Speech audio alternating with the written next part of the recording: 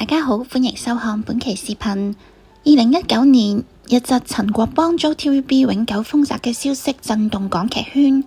呢位畢業於香港演藝學院、師從鍾景輝嘅學院派演員，曾為重返效力20餘年嘅老東家，毅然推咗 ViuTV 8萬年薪嘅合約，卻因以自由身幫對方宣傳新劇，觸怒 TVB 高層。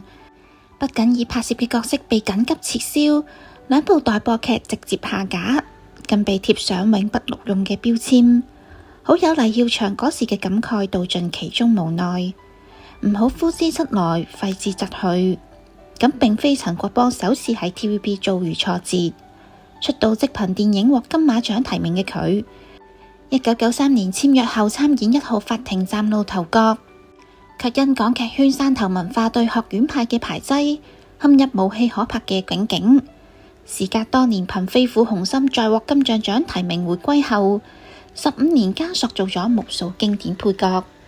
《尋秦記》中野心勃勃嘅李斯，《大太監》入邊同黎耀祥對戲不落下風嘅彭三順，後者更令到佢距離最佳男配角僅1步之遙。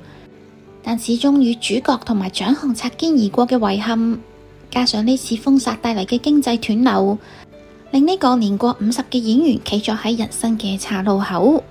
封殺初期嘅日子尤為艱難，香港寸土寸金，已婚生女嘅佢本就為咗購房奔波，失業後全家只能靠住妻子羅敏莊嘅微薄收入支撐。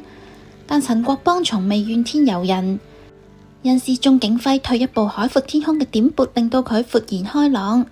佢轉而投身舞台劇，同恩師合作海外巡演劇新票房紀錄，更受邀成為戲劇學院導師，將表演經驗傳遞俾後輩。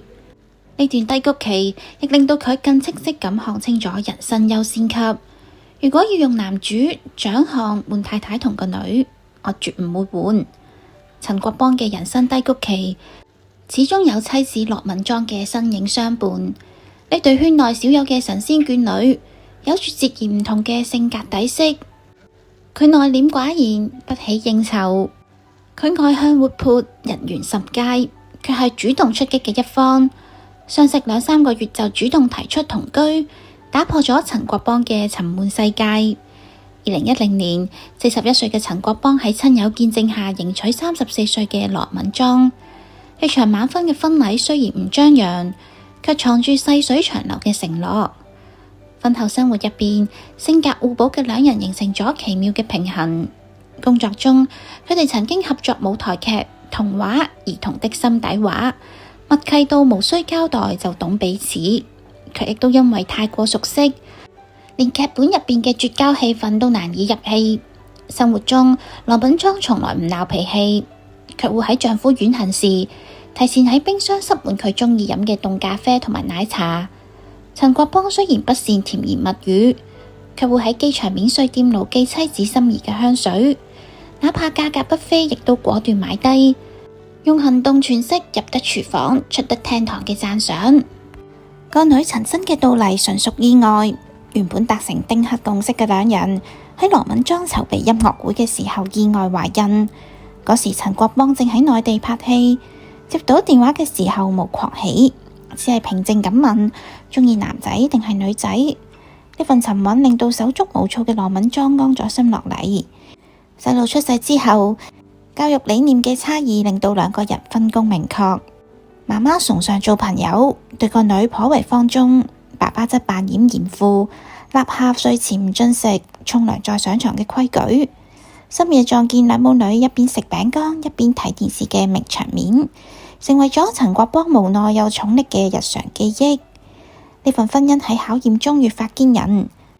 TVB 封殺期間，羅敏莊默默孭起咗家庭重擔。陳國邦在外拍戲3個月，會坦言分開耐咗做嘢冇動力，連口味都變淡，只能靠凍肉煨菜度日。結婚13年，佢哋仍保持住雙向奔赴嘅浪漫。佢記得佢嘅喜好，佢懂得佢嘅堅守。正如羅敏莊所言，佢嘅分析能力令到我崇拜。如今擁有嘅一切，我已足夠滿意。2024年7月，陳國邦做出一個重要決定，舉家移居泰國曼谷。個決定源於一次旅遊中嘅偶然發現，當地國際學校師資雄厚，費用卻比香港低一大半，且到香港僅需6個小時車程，方便兼顧工作與親情。佢哋喺曼谷中心地段購置咗價值258萬嘅人民幣豪宅。個女就讀嘅學校唔單止有大湖景觀，仲有6個網球場，滿足咗兩夫妻要俾一個快樂童年細路嘅心願。移居後嘅生活充滿新鮮感與煙火氣。農曆新年時，陳國邦喺香港拍完戲，連夜趕返泰國團聚，仲喺度糾結過紅包應該裝港幣定係泰銖，最終卻因為香港親友紛紛嚟旅遊，令到個女收滿利是而哭笑不得。佢仍未放棄演藝事業，時常往返港台兩地拍戲，參加商演。而羅敏莊則暫別舞台，全職照顧個女。偶爾喺社交平台分享生活，坦言雖然掛住香港美食，但陪個女成長更重要。事業上年過半百嘅陳國邦依然有男主夢，卻早已唔再執着。佢更加享受多元嘅工作狀態，既能喺影視劇入邊塑造鮮活配角，也能夠喺舞台劇上揮灑熱情，仲可以通過社交平台分享表演心得。談及現狀，佢直言知足，辛苦打拼，一半為演藝夢，一半為俾個女做未來。呢份從容係歲月沉澱後嘅智慧，亦係家庭給予嘅底氣。喺陳國邦嘅泰國生活入邊，最鮮活嘅片段莫過於同個女陳真嘅互動。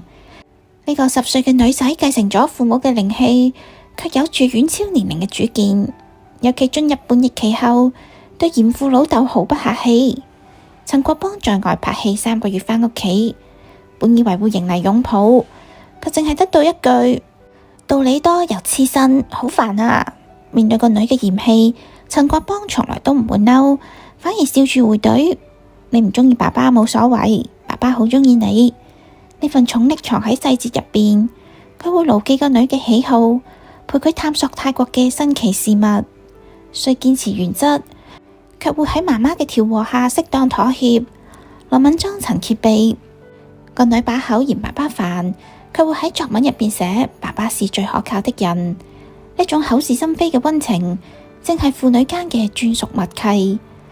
兩夫妻對個女嘅未來冇過多規劃，盡管陳真顯露表演天賦，佢哋卻明確表示唔刻意培養星二代，就係要求佢先將書讀好。陳國邦嘅諗法好實在，冇知識積累，未來就冇保障。佢想走演藝路，我唔會攔，但基礎必須打牢。呢種開明同嚴謹並存嘅教育方式，或者正係嫌棄背後最深沉嘅父愛表達。從 TVB 封殺嘅低谷，到泰國定居嘅安穩，從執着男主夢嘅青年，到享受家庭嘅中年，陳國邦嘅人生恰似佢演過嘅嗰啲配角，冇驚天動地嘅光環，卻喺細微處見真章。佢曾經話自己係千里馬，卻2次同獎項失之交臂。但歲月最終回饋咗佢更珍貴嘅禮物，相濡以沫嘅婚姻，活潑可愛嘅女，以及同自己和解嘅從容。如今嘅陳國邦依舊喺演藝路上步履不停，只係多咗份得失隨緣嘅通透。佢會為個女嘅一句嫌棄開懷大笑，會為妻子嘅一杯奶茶倍感溫暖，會為一個角色反覆打磨細節。喺名利場嘅浮華中，佢守住咗最本真嘅生活。戲裏佢係綠葉襯花嘅配角，戲外佢係家庭嘅男主角。正如佢喺舞台劇謝幕時講嘅咁樣，人生冇絕對嘅主角與配角，用心演繹每一段經歷，就係最好嘅人生劇本。呢句說話或者正係佢本身浮沉最貼切嘅主角。今日嘅故事就講到呢度，我哋下期再見。